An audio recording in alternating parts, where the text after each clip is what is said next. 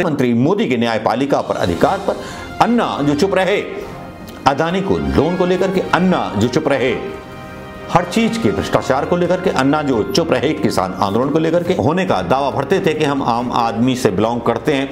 ये वही लोग हैं जो मूल्यों की बात करते थे, सच्चाई की बात करते थे, सत्य की बात करते थे, सच्ची राजनीति की बात करते थे। अब मनीष सिसोदिया ने अब तक इस्तीफा क्यों नहीं दिया है? अन्ना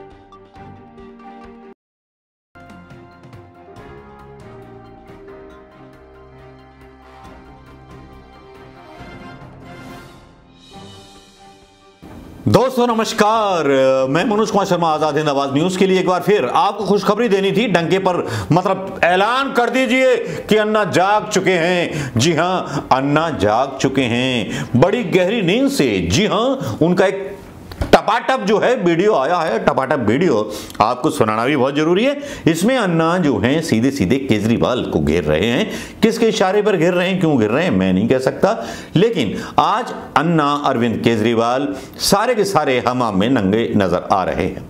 केजरीवाल पर यूं तो मैं बहुत पहले वीडियो डाल देना चाहता था, क्योंकि शराब नीति पर जिस तरह से अब स्टैंड ले रहे हैं अरविंद केजरीवाल, उनके खुद के पुराने वीडियो उनकी जो है पोल खोल रहे हैं। सोशल मीडिया पर ऐसे वीडियोस की भरमार हो गई है। अरविंद केजरीवाल यहां तक बता रहे हैं सच्चाई कि जब वो IIT खड़गपुर में थे तो फीस कितनी थी, 30 रुपए, और जो थे बड़े सस्ते में इन्होंने पढ़ाई कर ली IIT खड़गपुर में। और तब कांग्रेस के जमाने में इन्होंने पढ़ाई पूरी की, अकेले केजरीवाल ने नहीं। जितने भी भारतीय जनता पार्टी के लोग हैं या भारतीय जनता पार्टी के कार्यकर्ता हैं, उन्होंने भी जो थे कांग्रेस के जमाने के वैक्सीन अपने अंदर डाले।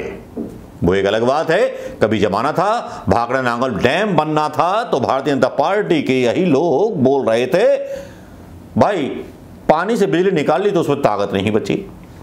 ये वो संघी लोग थे। लेकिन आज हुआ क्या, अचानक से सोशल मीडिया पर अन्ना की नींद क्यों जाग पड़ी, आज उस पर बात करेंगे, उस पर विश्लेषण भी करेंगे।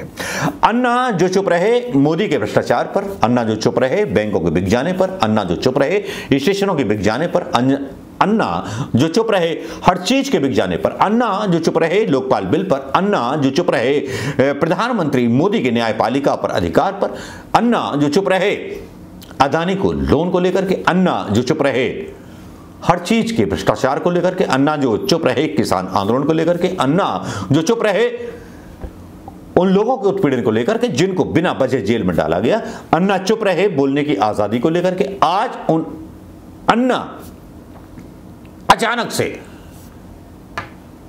अपनी शैया से जाग गए। उनका बयान आ जाता है, बयान देखिए।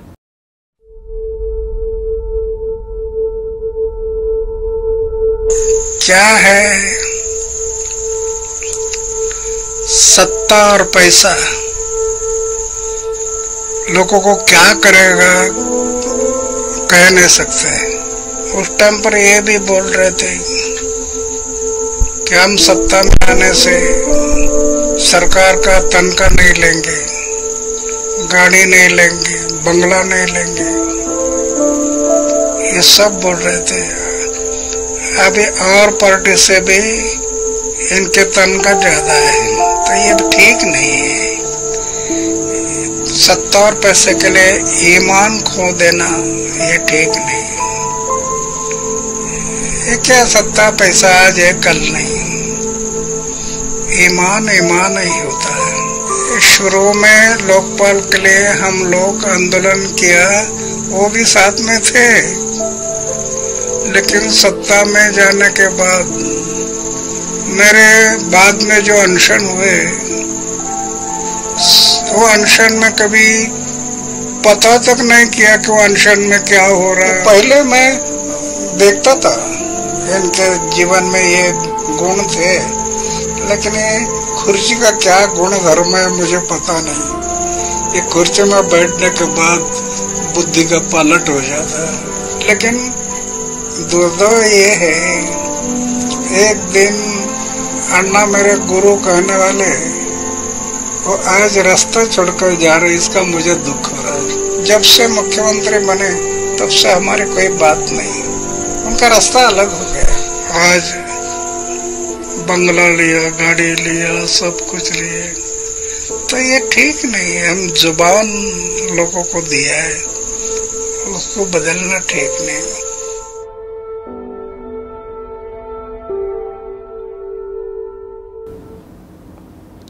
ये बयान आपने सुन लिया होगा और बयान में जो है वो अरविंद केजरीवाल की बड़ी क्लास ले रहे हैं और बुरी तरह से बेइज्जत कर रहे हैं अरविंद केजरीवाल को, या एक तरह से कहें उस दूसरे मोदी का नकाब उतार रहे हैं अरविंद केजरीवाल का अन्ना जी, जो बहुत पहले अन्ना को कर देना चाहिए था, क्योंकि ये श्रापित व्यक्ति हैं सारे के सारे जिन्होंने पुरानी कांग्रेस की सरकारों को गालियां दी। सत्ता में आना है तो पुराने की कमी निकालो। ये वही अरविंद केजरीवाल हैं जिन्होंने शीला दीक्षित की शराब नीति में कमियां निकाली थी और शराब नीति लागू कर दी। इन्होंने उस शराब नीति में क्या कमियां निकाली थी, अरविंद केजरीवाल ने खुद इस बारे में बोला था, जरा सुन लीजिए। एक महिला ने बताया पूरी दिल्ली में जगह जगह इन्होंने रेजिडेंशियल एरिया में दारू के ठेके खोल दिए। सबसे ज्यादा गड़बड़ यहां पे होती है दारू के ठेकों में।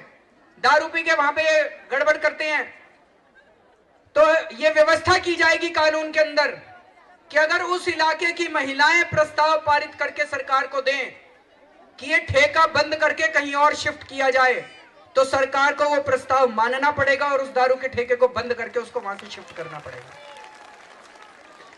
महिलाएं कैसे इकट्ठी होंगी उसका अरेंजमेंट किया जा सकता है आरडब्ल्यूए के जरिए या मोहल्ला सभाओं के जरिए, लेकिन अगर वहां की महिलाएं इकट्ठी होकर प्रस्ताव पारित करेंगी कि ये शराब का ठेका बंद किया जाए, तो वो शराब का ठेका बंद करके उसको वहां से हटाना पड़ेगा।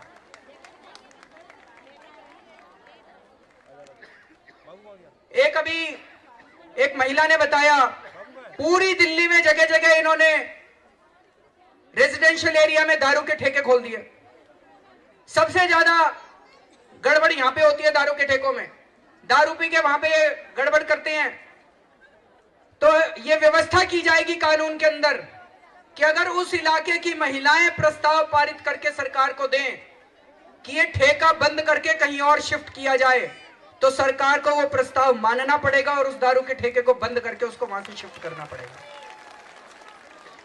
महिलाएं कैसे इकट्ठी होंगी उसका अरेंजमेंट किया जा सकता है आरडब्ल्यूए के जरिए या मोहल्ला सभाओं के जरिए, लेकिन अगर वहां की महिलाएं इकट्ठी होकर प्रस्ताव पारित करेंगी कि ये शराब का ठेका बंद किया जाए, तो वो शराब का ठेका बंद करके उसको वहां से हटाना पड़ेगा।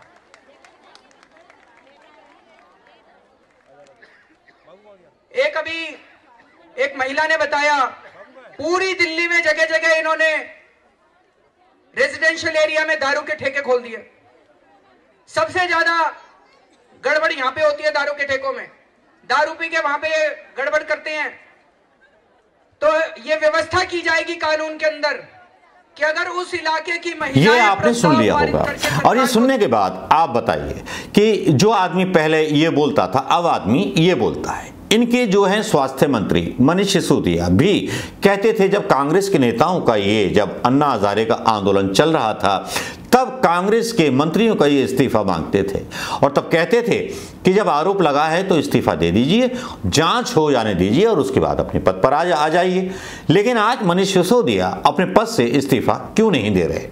क्या भारतीय जनता पार्टी की तरह ये नेता बन गए हैं या इनकी नैतिकताएं बदल गई हैं? ये वही आम आदमी पार्टी है या ये वही आम आदमी पार्टी का दावा होने का दावा भरते थे कि हम आम आदमी से बिलोंग करते हैं? ये वही लोग हैं जो मूल्यों की बात करते थे, सच्चाई की बात करते थे, सत्य की बात करते थे, सच्ची राजनीति की बात करते थे। अब मनीष सिसोदिया ने अब तक इस्तीफा क्यों नहीं दिया है? बात तो बहुत लंबी चली जाती है, लेकिन इसी बीच एक बात और खुल जाती है।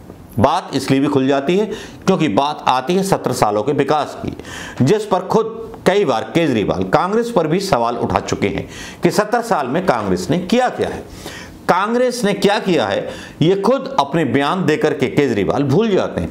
यह बयान जो है केजरीवाल का, सुन लीजिए। मैं भी आईआईटी खड़गपुर में पढ़ता था, 89 में पास आउट हुआ। जब मैं आईआईटी में पढ़ता था हमारी ट्यूशन फीस 30 रुपए होती थी, 30 रुपए महीना।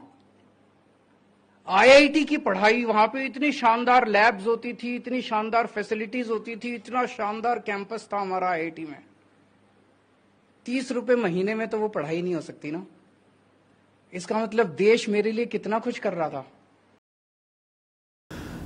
यह बयान आपने केजरीवाल का सुन लिया होगा, अन्ना का सुना होगा। केजरीवाल के 2 बयान सुने होंगे, जिसमें अन्ना ने केजरीवाल के खिलाफ मोर्चा खोल दिया है, मतलब योग निद्रा से जागने के बाद।